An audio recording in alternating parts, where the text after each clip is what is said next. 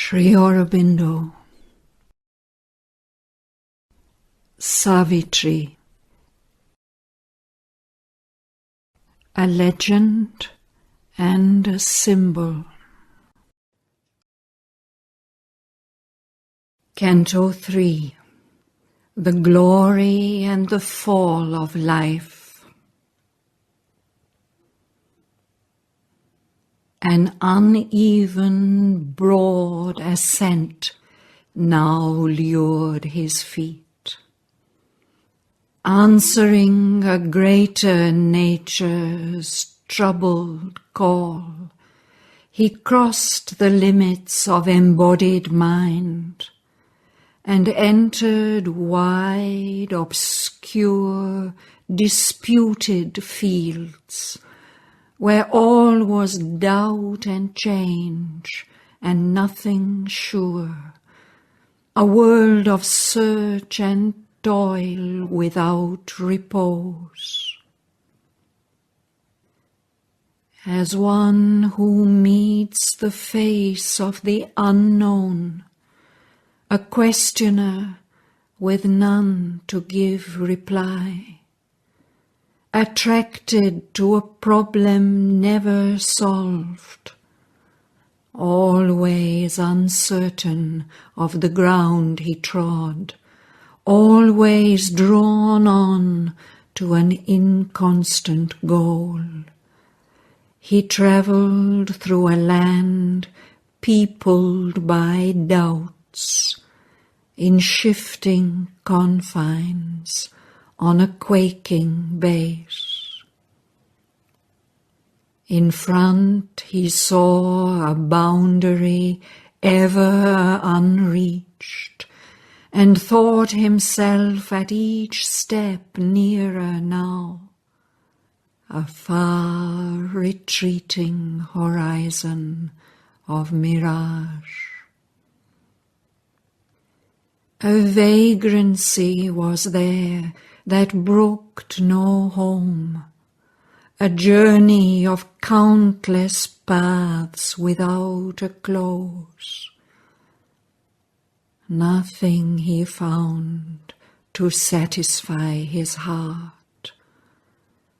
A tireless wandering sought and could not cease.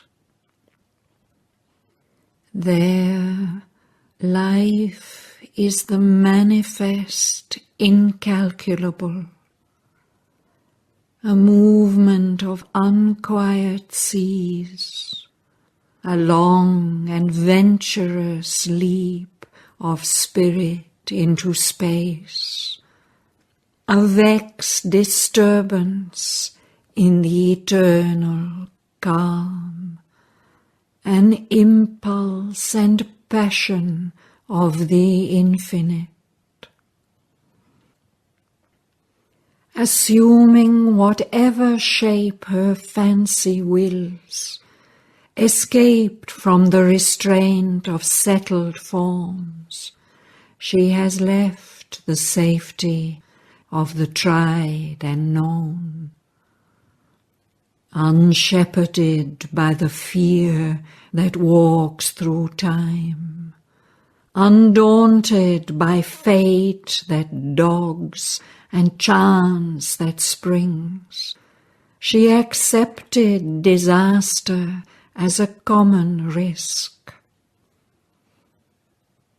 Careless of suffering, heedless of sin and fall, she wrestles with danger and discovery in the unexplored expanses of the soul. To be seemed only a long experiment, the hazard of a seeking, ignorant force that tries all truths and, finding none supreme, moves on unsatisfied, unsure of its end.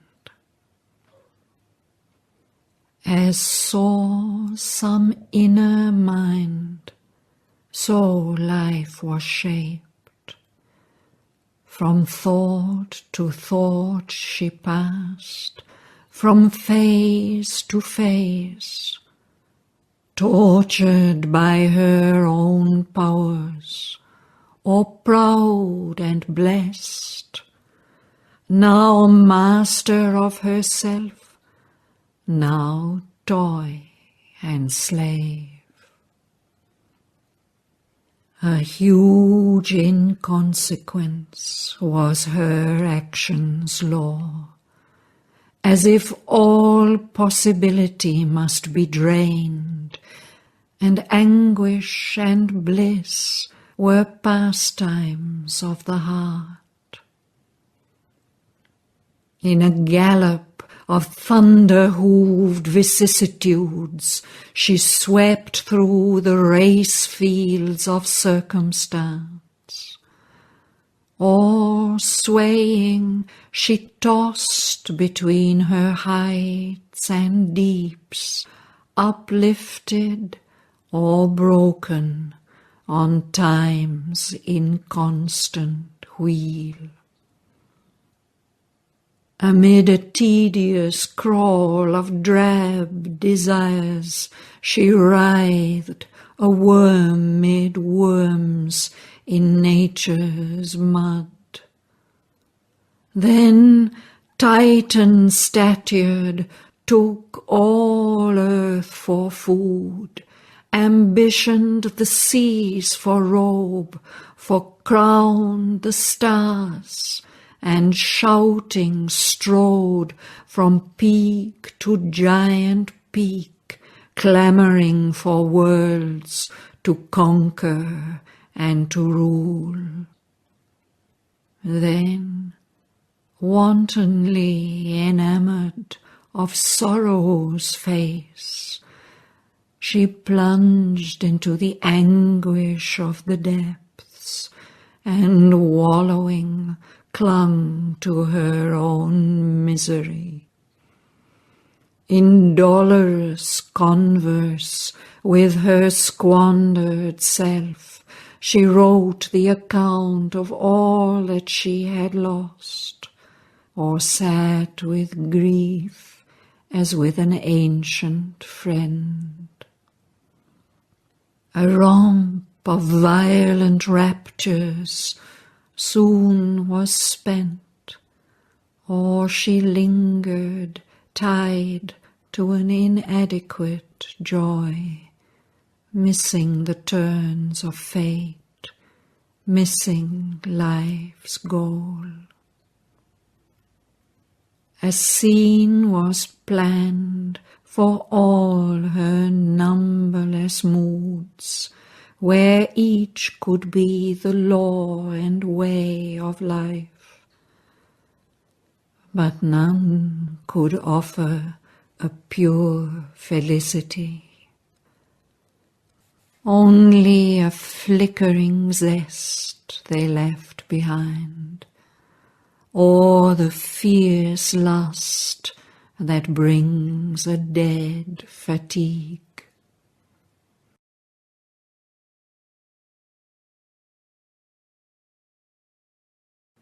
Amid her swift, untold variety, something remained dissatisfied, ever the same, and in the new saw only a face of the old, for every hour repeated all the rest, and every change prolonged the same unease. A spirit of herself and aim unsure, tired soon of too much joy and happiness, she needs the spur of pleasure and of pain, and the native taste of suffering and unrest. She strains for an end that never can she win. A perverse savour haunts her thirsting lips, for the grief she weeps which came from her own choice, for the pleasure yearns that racked with wounds her breast. Aspiring to heaven, she turns her steps towards hell. Chance she has chosen, and danger for playfellows. Fate's dreadful swing she has taken for cradle and seat. Yet pure and bright from the timeless was her birth. A lost world rapture lingers in her eyes. Her moods are faces of the infinite. Beauty and happiness are her native right, and endless bliss is her eternal home. This now revealed its antique face of joy, a sudden disclosure to the heart of grief, tempting it to endure and long and hope. Even in changing worlds bereft of peace, in an air racked with sorrow and with fear, and while his feet trod on a soil unsafe, he saw the image of a happier state. In an architecture of hieratic space, circling and mounting towards creation's tops, at a blue height which never was too high for warm communion between body and soul. As far as heaven, as near as thought and hope, glimmered the kingdom of a griefless life. Above him, in a new celestial vault, other than the heavens beheld by mortal eyes, as on a fretted ceiling of the gods, an archipelago of laughter and fire swam stars apart in a rippled sea of sky. Towered spirals, magic rings of vivid hue, and gleaming spheres of strange felicity floated through distance like a symbol world. On the trouble and the toil they could not share, on the unhappiness they could not aid, impervious to life's suffering, struggle, grief, untarnished by its anger, gloom, and hate, unmoved, untouched, looked down great visioned plains, blissful forever in their timeless right. Absorbed in their own beauty and content, of their immortal gladness they live sure. Apart in their self-glory plunged, remote, burning they swam in a vague lucent haze, an everlasting refuge of dream light, a nebula of the splendors of the gods, made from the musings of eternity. Almost unbelievable by human faith, hardly they seem the stuff of things that are. As through a magic television's glass, outlined to some magnifying inner eye, they shone like images thrown from a far scene, too high and glad for mortal lids to seize. But near and real to the longing heart, and to the body's passionate thought and sense, are the hidden kingdoms of beatitude. In some close, unattained realm which yet we feel, immune from the harsh clutch of death and time, escaping the search of sorrow and desire, in bright, enchanted, safe peripheries, forever wallowing in bliss they lie. In dream and trance and muse before our eyes, across a subtle vision's inner field, wide rapturous landscapes fleeting from the sight, the figures of the perfect kingdom pass, and behind them leave a shining memory's trail. Imagined scenes or great eternal worlds, dream caught or sensed, they touch our hearts with their depths. Unreal seeming, yet more real than life, happier than happiness, truer than things true.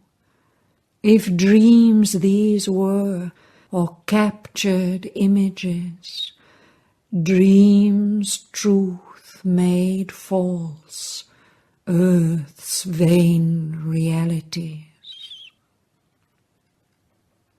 In a swift eternal moment fixed there live, or ever recalled come back to longing eyes, calm heavens of imperishable light, illumined continents of violet peace, oceans and rivers of the mirth of God, and griefless countries under purple suns.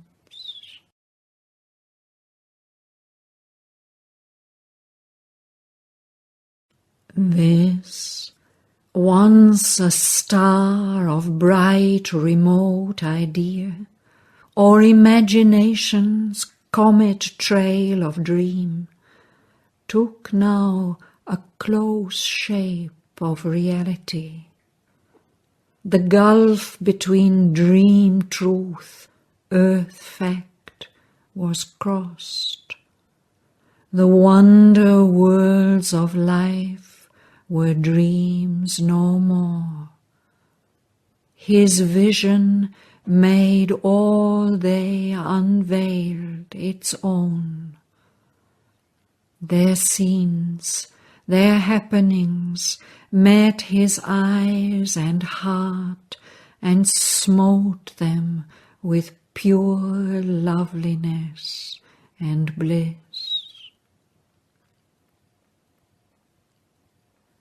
A breathless summit region drew his gaze, whose boundaries jutted into a sky of self and dipped towards a strange ethereal base. The quintessence glowed of life's supreme delight. On a spiritual and mysterious peak, only a miracle's high transfiguring line divided life from the formless infinite and sheltered time against eternity. Out of that formless stuff, time mints his shapes. The eternal's quiet holds the cosmic act. The protean images of the world force have drawn the strength to be, the will to last, from a deep ocean of dynamic peace. Inverting the spirit's apex towards life, she spends the plastic liberties of the one to cast in acts the dreams of her caprice. His wisdom's call steadies her careless feet. He props her dance upon a rigid base. His timeless, still immutability must standardize her creation's miracle. Out of the void's unseeing energies, inventing the scene of a concrete universe, by his thought she has fixed its paces. In its blind acts she sees by flashes of his all-knowing light. At her will, the inscrutable supermind leans down to guide her force that feels but cannot know. Its breath of power controls her restless seas, and life obeys the governing idea. At her will, led by a luminous immanence, the hazardous experimenting mind pushes its way through obscure possibles, mid-chance formations of an unknowing world. Our human ignorance moves towards the truth, that nescience may become omniscient. Transmuted instincts shape to divine thoughts. Thoughts house infallible, immortal sight, and nature climb towards God's identity. The master of the worlds, self-made her slave, is the executor of her fantasies. She has canalized the seas of omnipotence.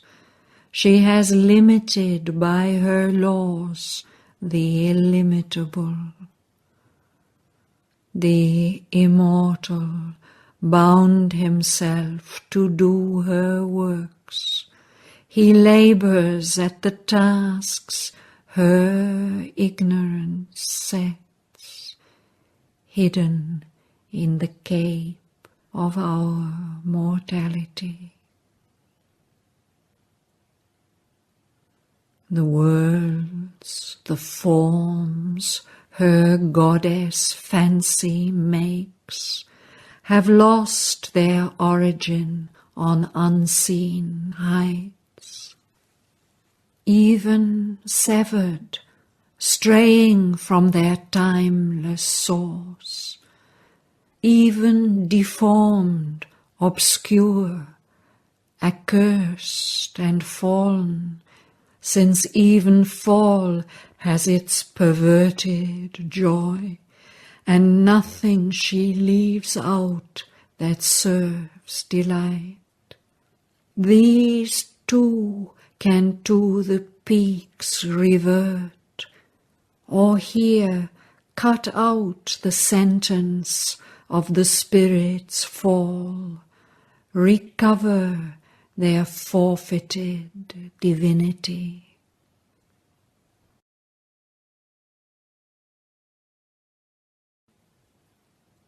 At once caught in an eternal vision sweep, he saw her pride and splendor of high-born zones, and her regions crouching in the nether deeps. Above was a monarchy of unfallen self. Beneath was the gloomy trance of the abyss, an opposite pole or dim antipodes.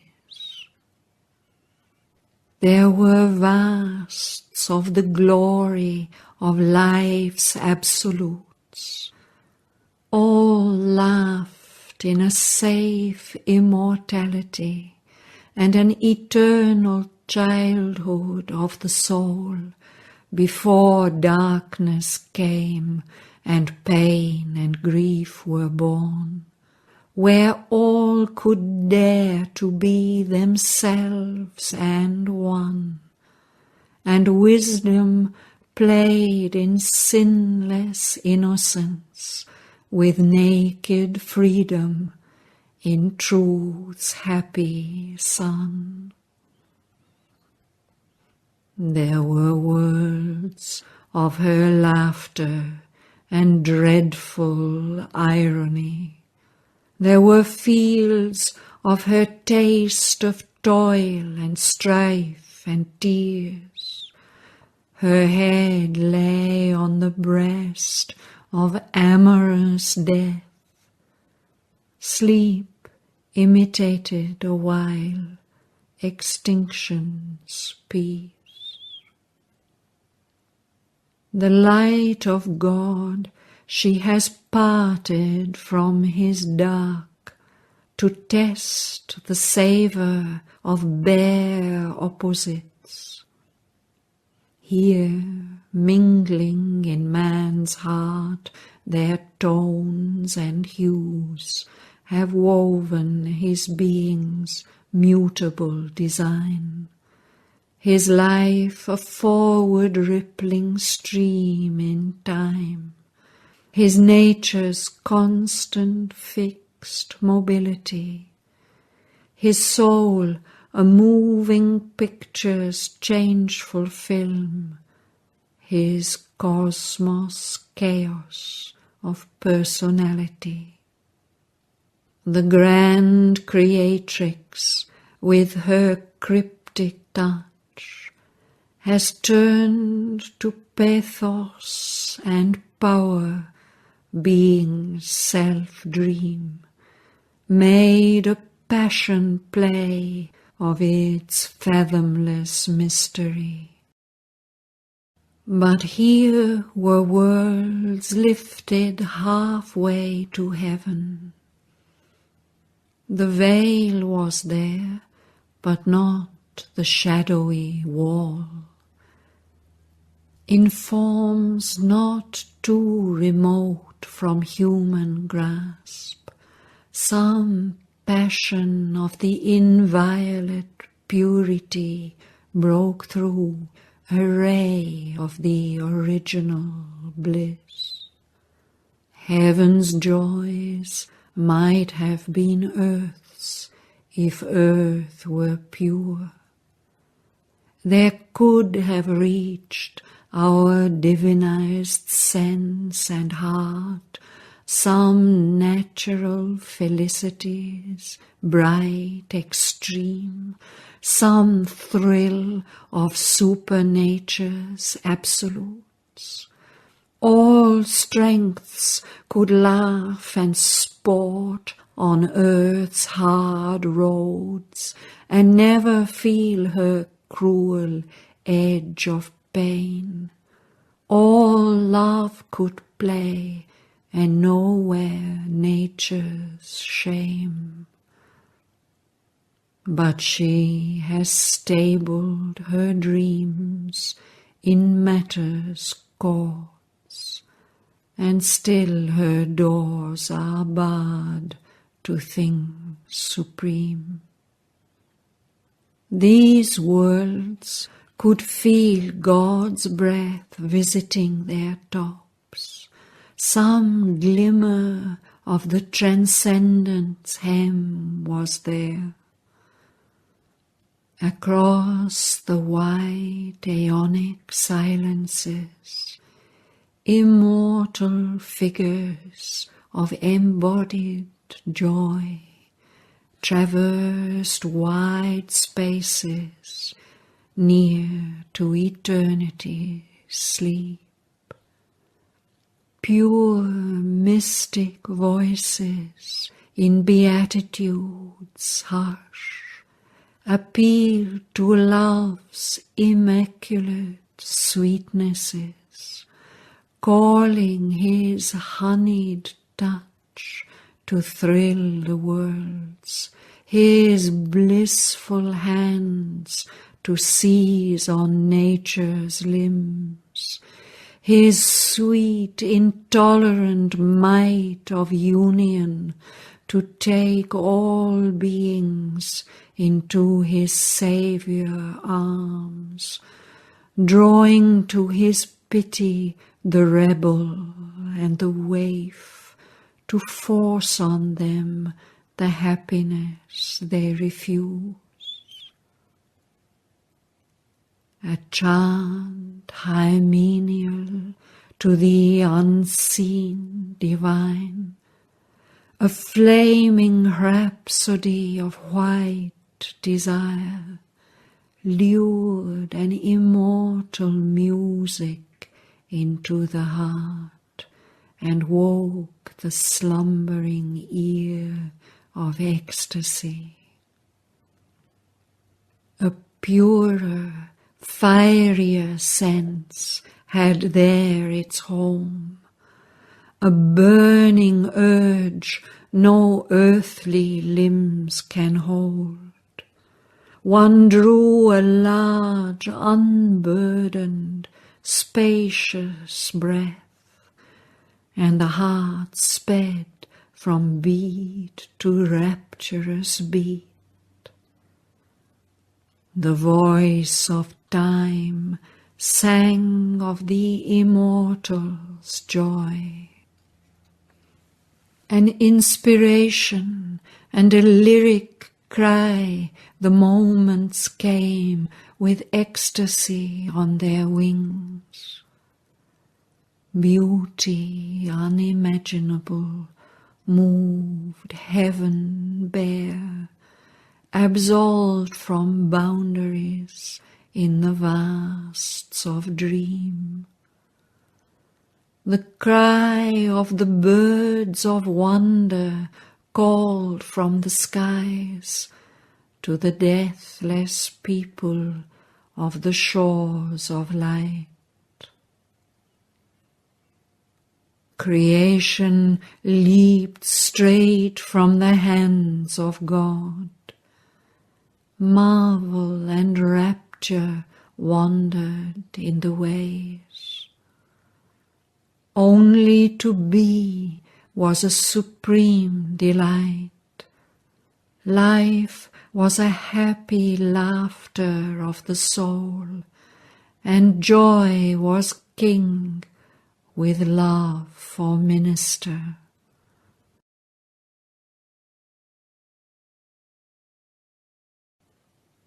The Spirit's luminousness was bodied there. Life's contraries were lovers or natural friends, and her extremes keen edges of harmony. Indulgence with a tender purity came and nursed the God on her maternal breast. There none was weak, so falsehood could not live. Ignorance was a thin shade protecting light. Imagination the free will of truth. Pleasure a candidate for heaven's fire. The intellect was beauty's worshipper. Strength was the slave of calm spiritual law. Power laid its head upon the breasts of bliss. There were summit glories inconceivable, autonomies of wisdom's still self-rule, and high dependencies of her virgin Son, illumined theocracies of the seeing soul, throned in the power of the Transcendent's ray. A vision of grandeurs, a dream of magnitudes, in sun-bright kingdoms moved with regal gait. Assemblies, crowded senates of the gods, life's puissances reigned on seats of marble will. High dominations and autocracies and laureled strengths and armed imperative mights. All objects there were great and beautiful. All beings wore a royal stamp of power. There sat the oligarchies of natural law. Proud, violent heads served one calm monarch brow. All the soul's postures donned divinity. There met the ardent mutual intimacies of mastery's joy and the joy of servitude, imposed by love on love's heart that obeys, and love's body held beneath a rapturous yoke. All was a game of meeting kinglinesses.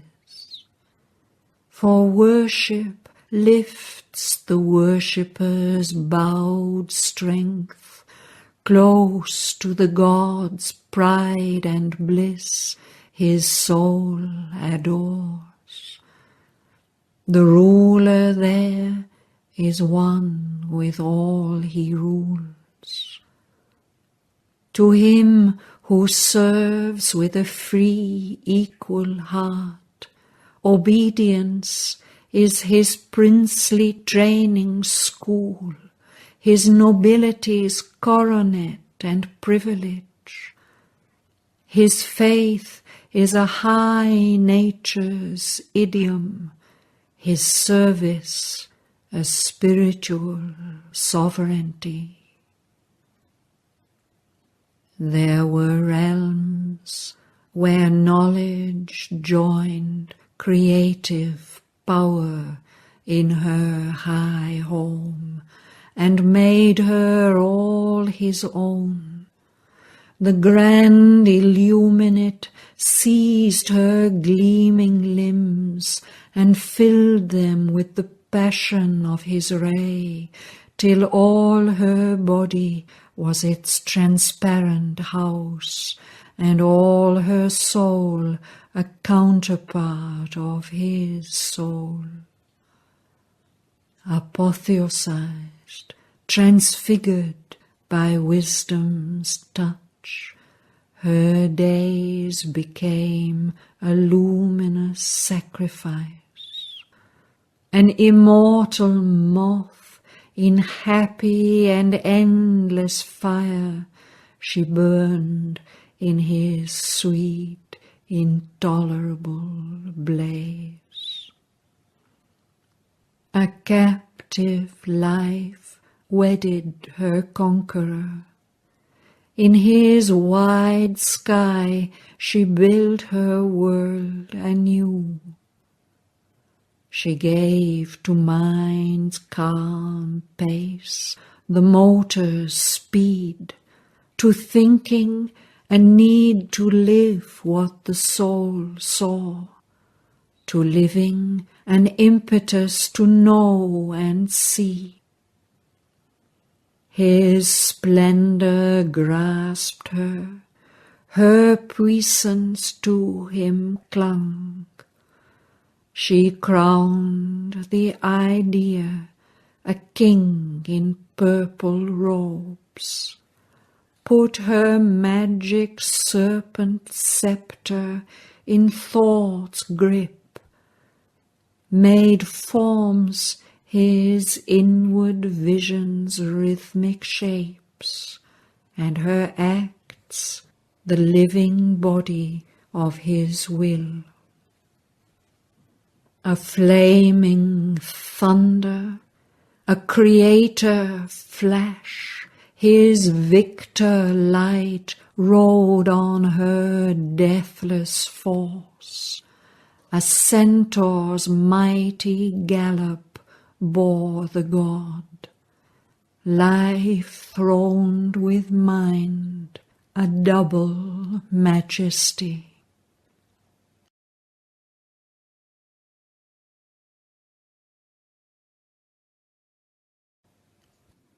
Worlds were there of a happiness great and grave, and action tinged with dream, laughter with thought, and passion there could wait for its desire until it heard the near approach of God.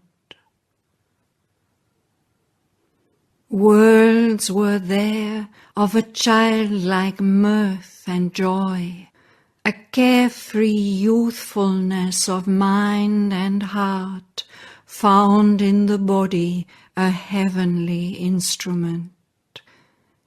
It lit an aureate halo round desire, and freed the deified animal in the limbs to divine gambols of love and beauty and bliss. on a radiant soil that gazed at heaven's smile. A swift life impulse stinted not nor stopped. It knew not how to tire. Happy were its tears.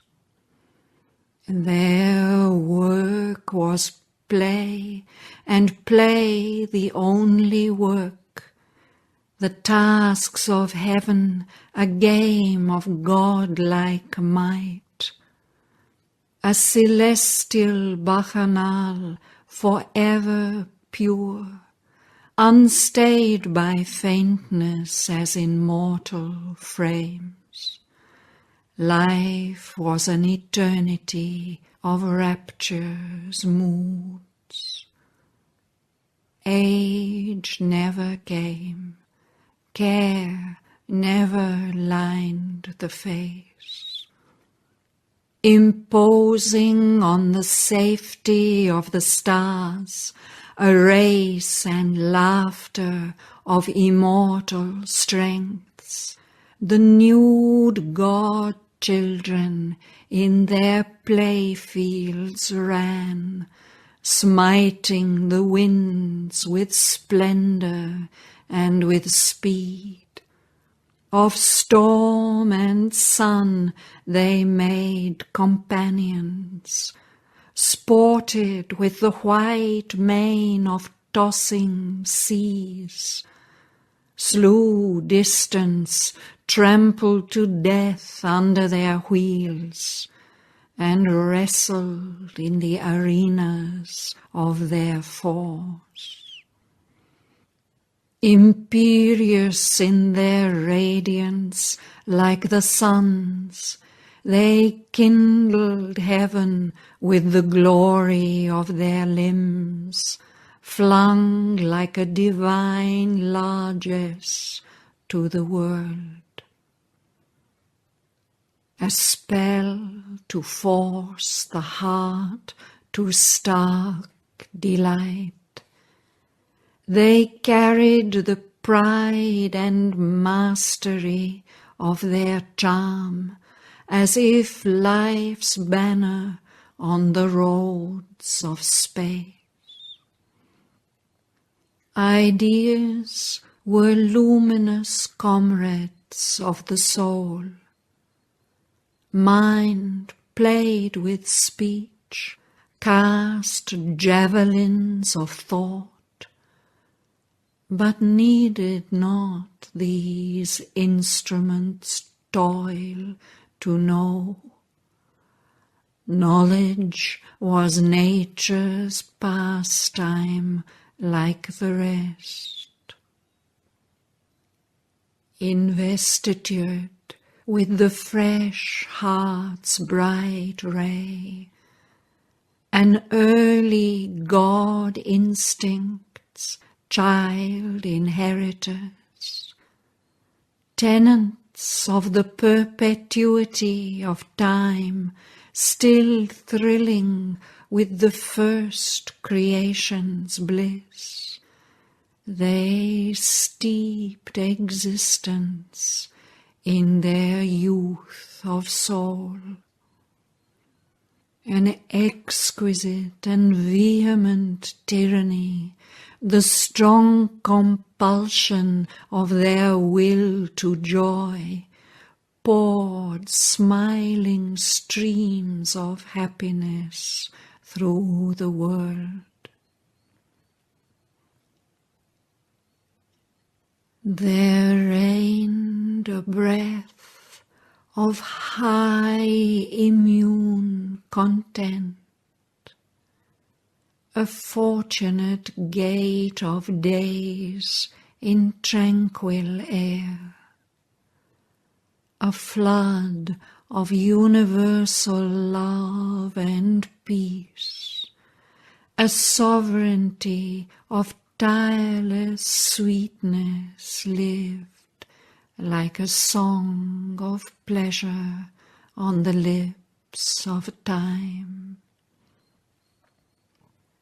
A large spontaneous order freed the will, a sun-frank winging of the soul to bliss, the breadth and greatness of the unfettered act, and the swift fire heart's golden liberty. There was no falsehood of soul severance. There came no crookedness of thought or word to rob creation of its native truth. All was sincerity and natural force. There freedom was sole rule and highest law.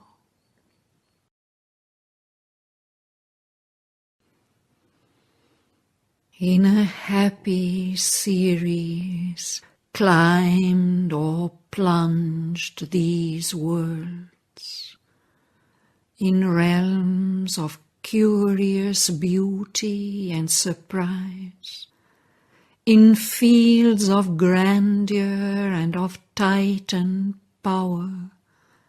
Life played at ease with her immense desires. 1,000 Edens she could build, nor pause. No bound was set to her greatness and to her grace and to her heavenly variety. Awake with the cry and stir of numberless souls, arisen from the breast of some deep infinite, smiling like a newborn child at love and hope, in her nature housing the immortal's power, in her bosom bearing the eternal will. No guide she needed but her luminous heart. No fall debased the Godhead of her steps. No alien night had come to blind her eyes. There was no use for grudging ring or fence. Each act was a perfection and a joy.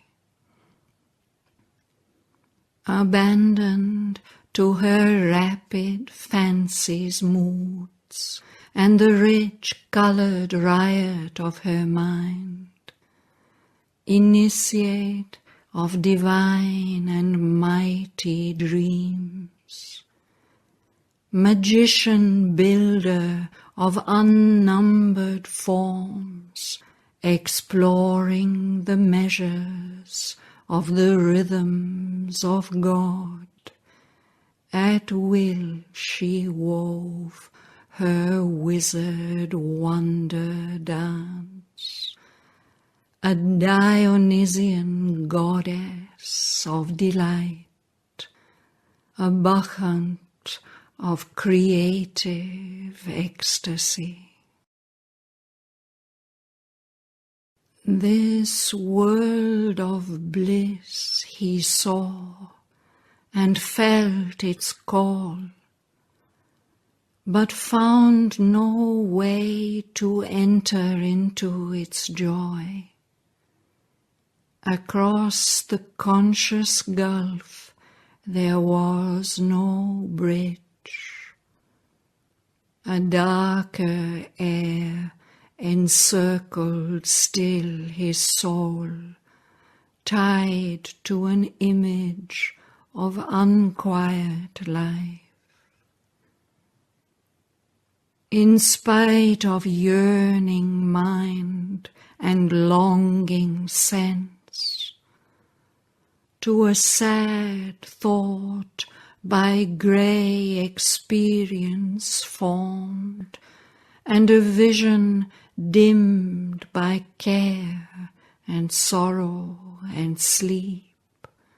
All this seemed only a bright, desirable dream, conceived in a longing distance by the heart of one who walks in the shadow of earth pain. Although he once had felt the Eternal's clasp, too near to suffering worlds his nature lived, and where he stood were entrances of night. Hardly too close beset by the world's care can the dense mould in which we have been made return sheer joy to joy, pure light to light. For its tormented will to think and live, first to a mingled pain and pleasure woke, and still it keeps the habit of its birth. A dire duality is our way to be. In the crude beginnings of this mortal world, life was not, nor mind's play, nor heart's desire. When earth was built in the unconscious void, and nothing was save a material scene, identified with sea and sky and stone, her young gods yearned for the release of souls asleep in objects, vague, inanimate. In that desolate grandeur, in that beauty bare, in the deaf stillness, mid the unheeded sounds, heavy was the uncommunicated load of Godhead in a world that had no needs. For none was there to feel or to receive.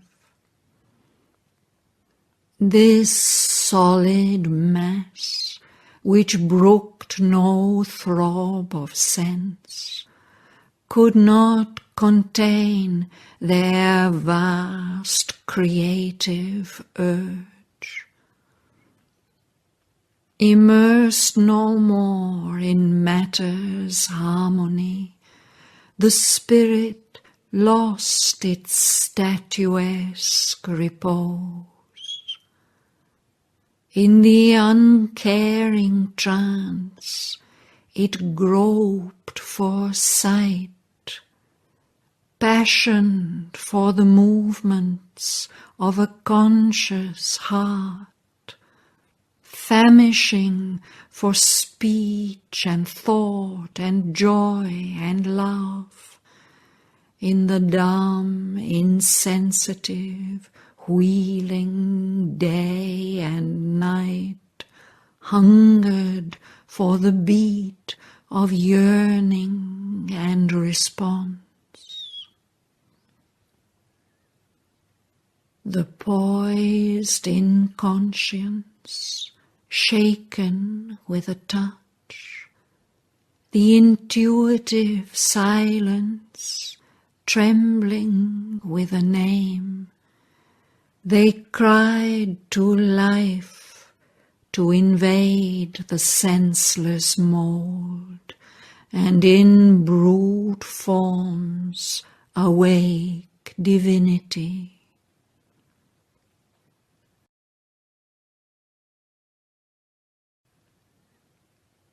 Her voice was heard on the mute rolling globe. A murmur moaned in the unlistening void. A being seemed to breathe where once was none. Something pent up in dead, insentient depths, denied conscious existence, lost to joy, turned as if one asleep since dateless time, aware of its own buried reality, remembering its forgotten self and right. It yearned to know, to aspire, to enjoy, to live. Life heard the call and left her native light, overflowing from her bright, magnificent plain on the rigid coil and sprawl of mortal space. Here too the gracious great-winged angel poured her splendor and her swiftness and her bliss, hoping to fill a fair new world with joy. As comes a goddess to a mortal's breast, and fills his days with her celestial clasp, she stooped to make her home in transient shapes. In matter's womb she cast the immortal's fire. In the unfeeling vast woke thought and hope, smote with her charm and beauty flesh and nerve, and forced delight on earth's insensible frame. Alive and clad with trees and herbs and flowers, earth's great brown body smiled towards the skies. Azure replied to azure in the sea's laugh. New sentient creatures filled the unseen depths. Life's glory and swiftness ran in the beauty of beasts. Man dared and thought and met with his soul the world.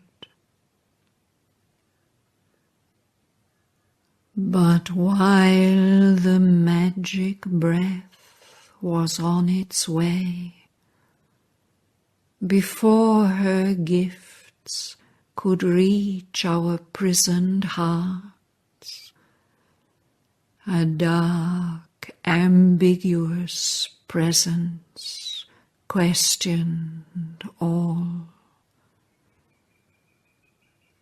The secret will that robes itself with night and offers to spirit the ordeal of the flesh, imposed a mystic mask of death and pain.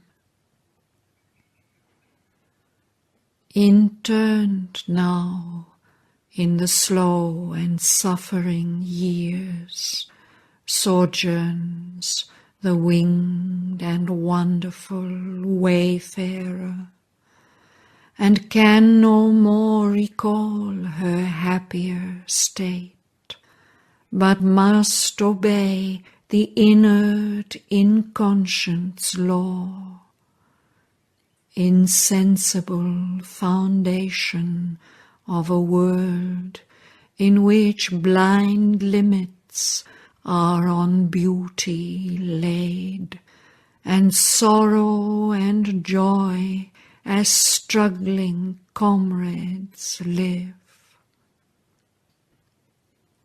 A dim and dreadful muteness fell on her. Abolished was her subtle, mighty spirit, and slain her boon of child-god happiness, and all her glory into littleness turned, and all her sweetness into a maimed desire.